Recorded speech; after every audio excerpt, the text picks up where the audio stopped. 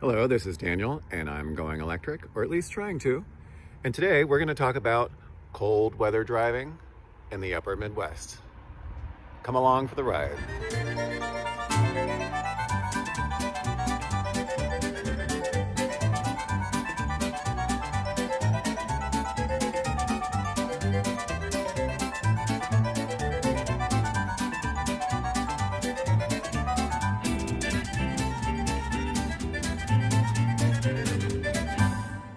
Good morning from Big Timber, Montana, where it's 9 degrees Fahrenheit, and that's minus 13 degrees Celsius for those of you dialing in from Canada and outside the United States.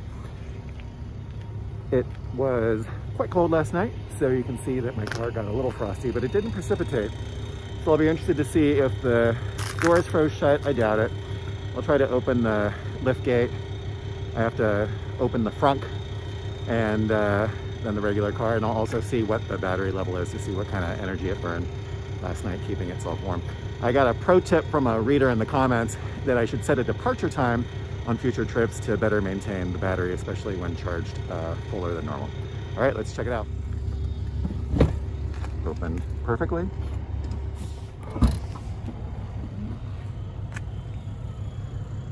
Open perfectly. You can see all the things I'm traveling with. So as you can tell, no problems there. Gonna run inside and get some breakfast and then head back out and get on the road. Let's see how much energy this beast burned last night, keeping itself warm. Arrived at the hotel with 90%, and the battery currently is at, dun dun dun, 89%, so it was only 1%. Not too shabby, Tesla.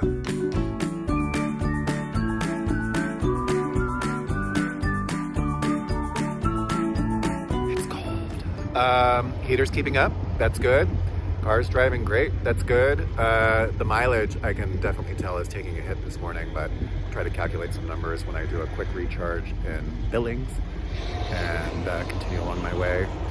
At least at Bismarck, North Dakota today, and if I can swing it, I would love it if I made it as far as Fargo. There's a snowstorm, a brewing, and I think I'm gonna just hang out for a full day wherever I land tonight, tomorrow while it snows.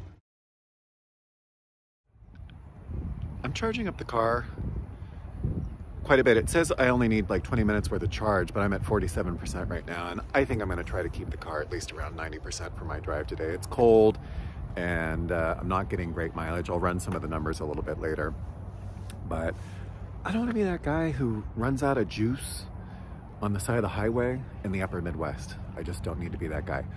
Does that mean there are gonna be some impacts on my battery? Maybe. I mean, I'd be a little shocked if my Tesla went down the toilet just because I drove it through some cold weather and had the battery charged at a high rate briefly enough every day for several days, but we'll see.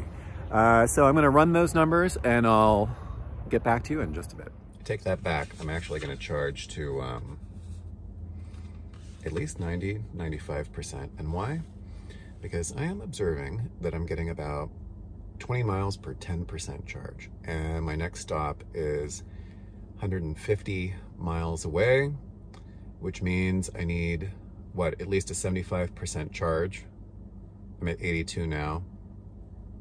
You know, I suppose I could swing it at this exact moment, but I just don't like rolling into town with 5% battery charge. I just don't. So I'm gonna bring it up to 90, 95%. It may take me a good 20 minutes to get there. So I ran a couple numbers in my trusty little notebook here, and we'll see if these numbers make sense. And what I wanted to do is give you a miles per gallon equivalent for the miles driven. Those of you on the metric system, you're just gonna have to convert the numbers yourself. I don't think it's that hard. You just have to divide by liters and then convert to kilometers, but that'll be a little homework for you. I used to live in Europe, Japan, and the Middle East, so I have a lot of sympathy for all of you having to listen to these American videos with miles and gallons and Fahrenheit, but there it is. We're a big country and we still use that old system. So I'm going to show you the numbers as best as I can best as I can get. I'm going to just drop my little notebook here. Let's bring this up. These are the calculations that I did. Let's see if I can bring that in. Let me see if I can read this backwards too, because I'm looking at my screen here. Today's efficiency, I drove 79 miles. That took 31 kilowatt hours of energy. That was an average of 387 watt hours per mile. And then I did a little calculation there, which basically you can see the dotted line that roughly equals 31 kilowatt hours. Then I divided, and this is literally all backwards for me. Then I divided 79 by 31, which gives me 2.54, is that what it is? Miles per kilowatt hour. And then that brings me up, my writing backwards is not easy, 2.54 miles per kilowatt hour times 33.41 kilowatt hours, which gives me a grand total of 85.14 MPGe. And the 33.41 is what Wikipedia said there was the equivalent of kilowatt hours of energy in a single American gallon of gasoline.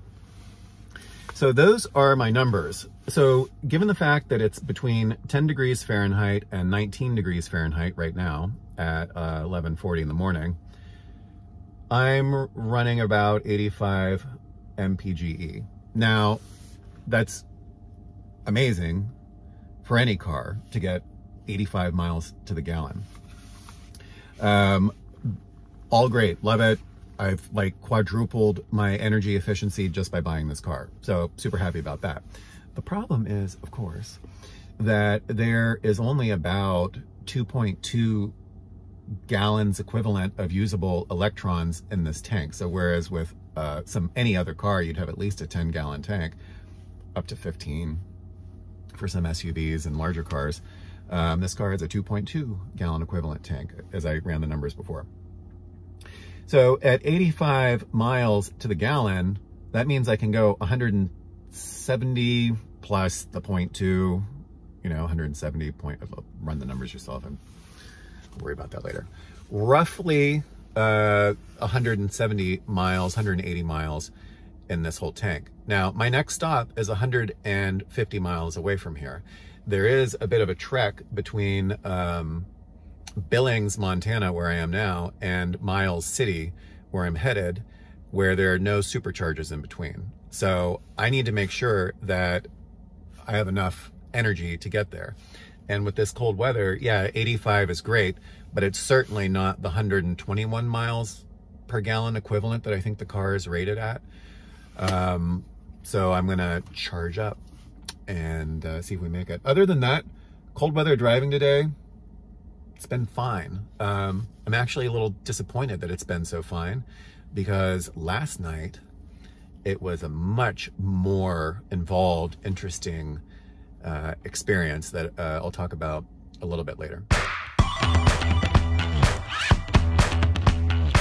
Running a couple numbers, I've got, again, my trusty little notebook here with some numbers that I've got that I'm going to read through right here to tell me how much I need to charge. I have some questions with the Tesla map app with this cold weather on how much it's telling me I need to charge the battery. My sense is that the map underestimates how much battery charge I need with this cold weather. The arrival percentage on the map tends to be pretty accurate once I go through the trip, but when I'm juicing up, I was gonna say gassing up, when I'm juicing up, it just doesn't seem to give me a full amount. So based on the numbers that I'm showing here, I'm gonna read them to you again, and feel free to let me know if my math is totally wrong. All right, so let me read to you. From Miles City to Bismarck is 175 miles. The Tesla is telling me for the last trip I got from Big Timber that I was averaging 365 watt hours per mile. So I'm going to take 175 miles between here and Bismarck and multiply that by 365 watt hours per mile, which equals 64,240 watt hours. Okay, then I'm gonna divide that by 1,000 to get my kilowatt hours, just so I can work with easier numbers. And then that gives me 64.24 kilowatt hours is what I'm gonna need to go these 175 miles. So I'm convinced that I have a battery capacity of 72 kilowatt hours. That is based on my understanding that I've read online that the battery capacity is 75 kilowatt hours and that you take a 4% reduction that you just don't have access to, which brings me down to 72. So I am going to take 64.24 kilowatt hours required for this trip, divide that by the capacity of the tank, which is 72 kilowatt hours, which gives me a grand total of 89.2% charge. Hands jittering a little bit, it's getting cold. I'm gonna need 89.2% charge to get from here to Bismarck. That would have me arriving at 0%, which I'm not gonna do. So I'm gonna crank the charge probably up to 100% on this trek, because I don't even want to get in with 5%, because I'm noticing, you know, if I go up hills, I'm not so sure that the Tesla topography information times temperature is spot on in this part of the country. So I'm going to charge up to 100%. I really don't like rolling in anywhere under 10%. I can do it, but it doesn't make me feel good. Not the least of reasons being, let's just say I get stranded with 0% battery. I mean, how do I keep warm in sub-zero temperatures, or at least sub-freezing, sub-zero Celsius for my international viewers? Yeah, so I'm gonna at least have 10% in case something goes wrong, or I need the heat, or I just don't wanna come in on fumes, quote unquote. So that's that deal. I think it's gonna take me probably about 50 minutes to charge, maybe 60 on this one. So I'm gonna go take a little nap. I'm probably gonna be on the road for another, I don't know, 8 hours today. This little video I'm gonna title Range Anxiety for the Average Person. I left Miles City, Montana, and I will be stopping in Dixon, Killdeer, North Dakota. I am well into North Dakota now.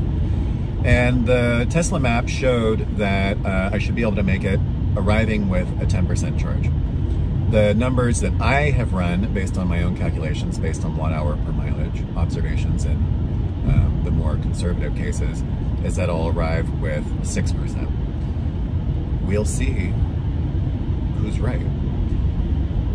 Interestingly, though, I did find out once I crossed into North Dakota, I looked up tesla.com/supercharger and discovered that some 30 miles behind me, I had passed a supercharger station located in the small town of Glendive, or is it Glendive?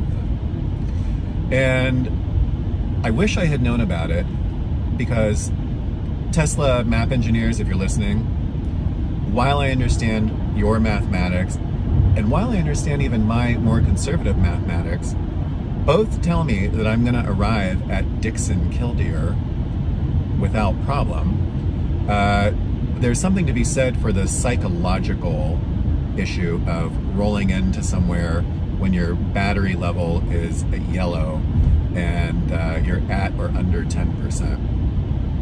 I mean, it's a bit much. What I would prefer the map would do is, even if I don't need it mathematically, it would be kind of nice as I'm driving near an unneeded supercharger, that a little thing would pop up on the screen and say like, hey Daniel, there's a supercharger coming up and we see mathematically that you don't need it based on your driving patterns and temperature outside and your watt hours per mile and all the rest of it, but would you like to stop anyways and top up for 10 or 20 miles just to feel better? And I'd be like, hell yeah I do. And I would too. You know, or in the mapping section, it would be nice if there was a setting. And if there are any of these settings, like, let me know in the comments. But if there were a setting that I could activate that would say, when scheduling supercharger stops, do so in such a way that I will never arrive at a supercharger with less than 15% of my battery charged. that's just a psychological thing. I mean, theoretically, there's no harm in having 1% left in the battery when I come in, but psychologically, that just doesn't fly. Not the least of reasons being because yesterday there was a detour with a road closed and I could not make it through Yellowstone. And imagine I'm on the highway here, I don't know, weather or car accident or road washed out. I mean, at this point, it would just be like iced over. But psychologically, it would be nice to have a little bit of extra wiggle room with the battery in case something happens. So that is going to be put on my wish list. I'll have to make a video about Tesla wish lists later and the things that I would propose Tesla add to these vehicles, or in terms of functionality or whatever. Anyways, stay tuned and we will find out who's right. Is it me at 6% or Tesla at 10? See ya in Dixon Killdeer. We're here in Dixon Killdeer, North Dakota. I think that's the full name, Killdeer. It comes up on the Tesla map. We're going to find out who was right, me or Tesla. I said 6% and Tesla said 11%. But before I share that with you, I should mention that I spent all day today driving 65 miles an hour instead of 80 miles an hour, which was the speed limit in Montana, and 75 miles an hour, which was the speed limit in North Dakota, because I was trying to save some energy. So I don't know if that affects the results of today's competition between me and Tesla, but we'll see.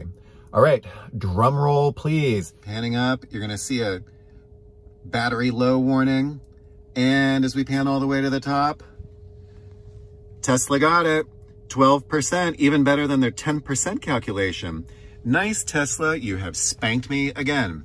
My conservative numbers of 6% were significantly under, and even your own numbers of 10% were under. So congratulations to Tesla.